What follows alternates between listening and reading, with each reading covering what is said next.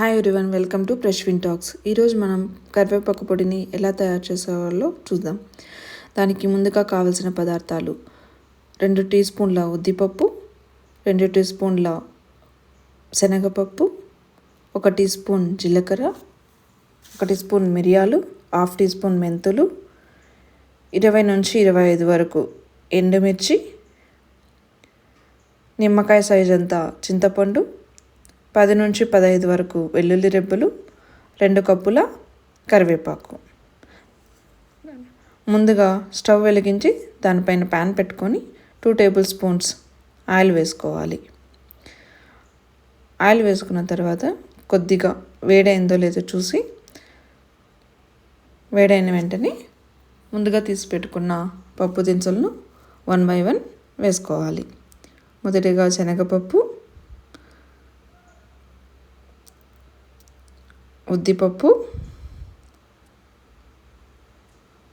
జీలకర్ర, మిరియాలు, మెంతులు వేసి లో ఫ్లేమ్లో పెట్టి వేయించుకోవాలి. లో ఫ్లేమ్లో పెట్టి వేయించుకోవడం వల్ల పప్పులు సమానంగా వేగుతాయి. కరివేపాకు పొడిని తినడం వల్ల మన బాడీలో ఉన్న టాక్సిన్స్ అన్నీ రిలీజ్ అవుతాయండి. తర్వాత రెడ్డిష్ అయిన తర్వాత ఎండుమిర్చి వేసుకోవాలి.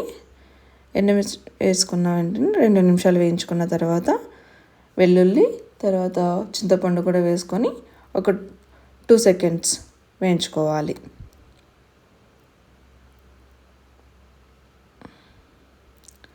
ఇలా మధ్య మధ్యలో కదుపుతూ వేయించుకుంటే సరిపోతుంది.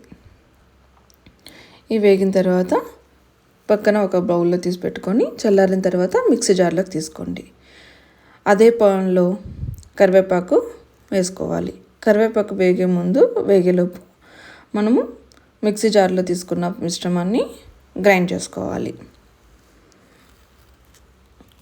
కరివేపాకు పొడిని తినడం వల్ల మనకు జుట్టుకి కూడా చాలా యూజ్ అవుతుందండి.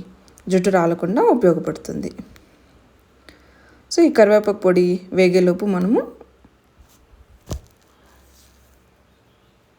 మిక్సీ జార్లో తీసుకున్న పప్పు దినుసులని గ్రైండ్ చేసుకుందాం. ఈ పప్పు దినుసులని మెత్తగా గ్రైండ్ చేసుకోకూడదు, కచ్చాపచ్చాగా గ్రైండ్ చేసుకోవాలి. దాంట్లో 1.5 టేబుల్ స్పూన్ సాల్ట్ వేసుకున్నాను. మీకు రుచికి తగినంత మీరు వేసుకోండి. వేసుకున్న తర్వాత గ్రైండ్ చేసుకోవాలి. చూడండి, ఇప్పుడు చూపిస్తున్నాను కదా, కరివేపాకును ఇలా తుంచితే తునిగిపోవాలి. ఈ విధంగా వేయించుకుంటే సరిపోతుంది. పప్పు దినుసులను గ్రైండ్ చేసుకున్నాను. తర్వాత కరివేపాకును కూడా వేసి గ్రైండ్ చేసుకుందాం. గ్రైండ్ చేసుకున్న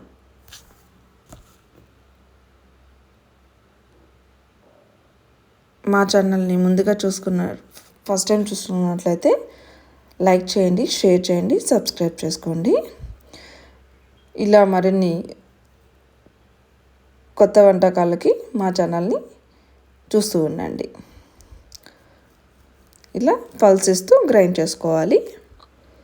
ఇలా గ్రైండ్ చేసుకుంటారు కదా, ముందుగా చెప్పాను కదా, ఇలా గ్రైండ్ చేసుకున్నట్లయితే కొంచెం కచ్చాపచ్చాగా గ్రైండ్ చేసుకుని తర్వాత ఆకు వేసుకోవాలి. ఆకు వేసుకున్న తర్వాత ఇలా అవుతుంది కరివేపాకు పొడి. అంతే అండి, చాలా సులువుగా కరివేపాకు పొడిని మన ఇంట్లోనే తయారు చేసుకోవచ్చు.